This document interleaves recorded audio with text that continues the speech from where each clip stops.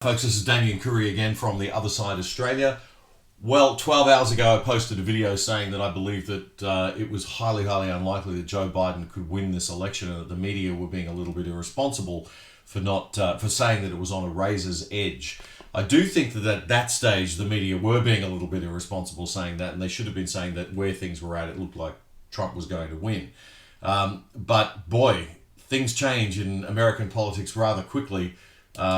And we have seen a massive closing of some of those gaps from Biden that just did indicate a significant swing in the final voting counting, or the later voting counting, to Biden. So let's go back to where we left it from last night. And I'll just explain for those of you who are joining us for the first time. So Joe needs 38 to win. That's on the basis that last time in 2016, Hillary finished with 232, Trump finished with 306. That was the electoral votes as they stood at the end of the election. There have been some things that happened since then, which I won't go into, that adjusted those numbers a little bit. But basically, we are in a situation where Joe needs to pick up 38 that he's never had before. And so we had it that Joe had 10, 16, and 11. We gave him, in one of our scenarios, and I'll admit it was what I thought then was generous, but it seems as though Joe will get Wisconsin, he will get Michigan, as we sort of said was possible last night. We already had given him Arizona, and that would give you 37 of the 38. Now, something interesting has happened also. There are two states in America in this very complicated system. Most states, they just give all the electoral college votes to the states, to whoever is first past the post in that state.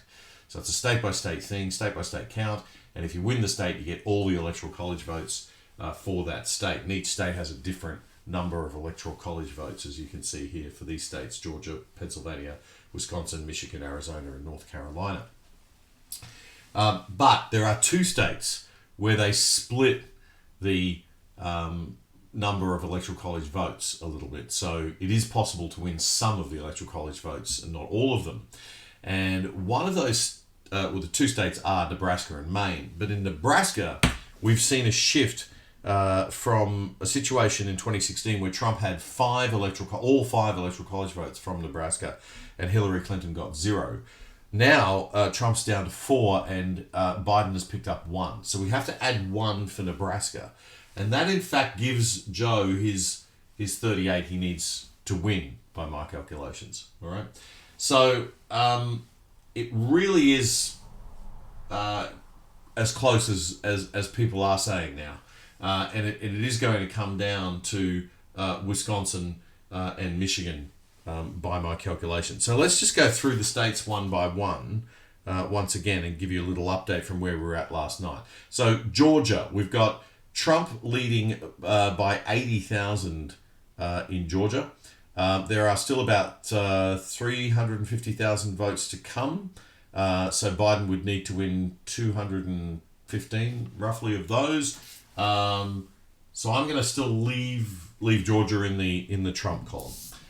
Pennsylvania, again, this has just been a pretty amazing swing over to Joe.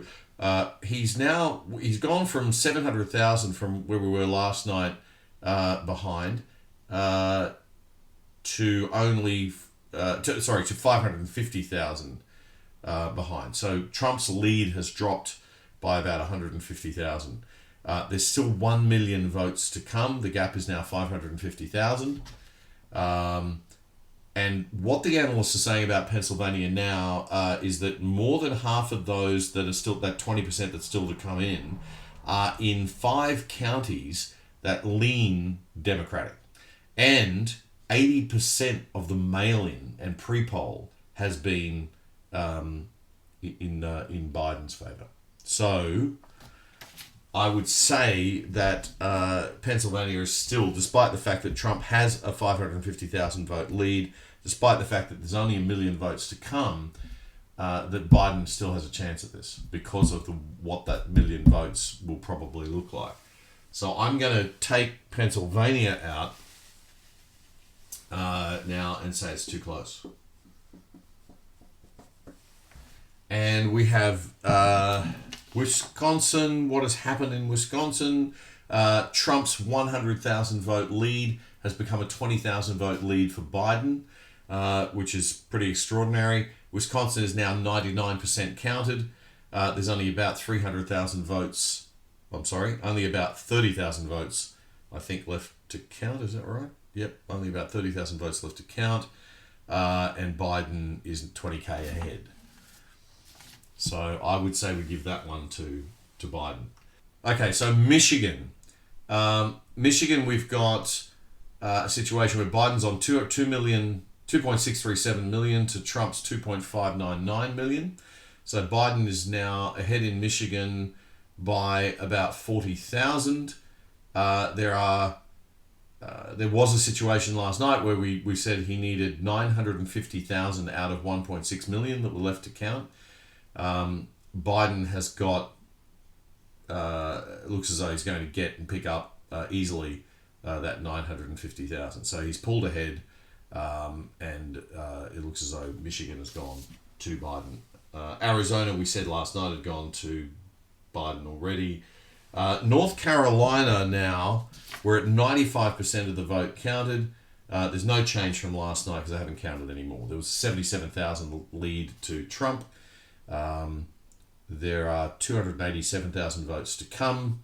I would still say that's probably going to go Trump unless we see in that last 5% some big swing to Biden, and I'm not aware of any reason why that would be the case.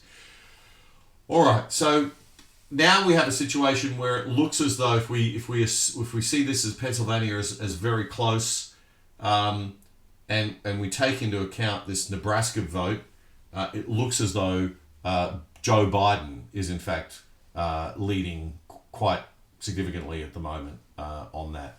So that's the situation at the moment. Very different to what it was 12 hours ago. I'm definitely eating humble pie a little bit.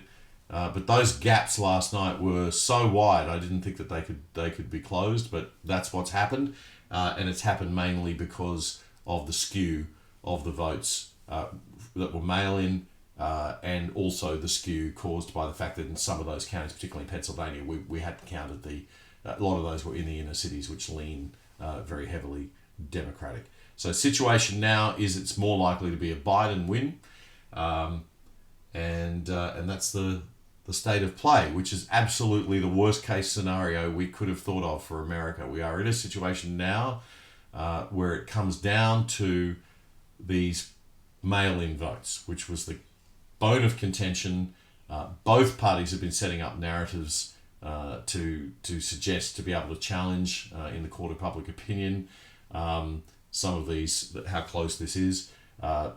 Trump very loudly and clearly set that narrative up with his statement last night, which I thought, I agree with Chris Christie, and I agree with Ben Shapiro on that. That was not an appropriate nor necessary statement. It was definitely Steve Bannon strategy coming out there, because 12 hours beforehand, Steve Bannon had gone on television on Maria Bartiro's show on CNBC, on Fox Business, I apologise, and said quite clearly that was what Trump should do, and Trump did exactly that, which was go out very strongly to own the narrative early and say, hang on a minute, something's not right here.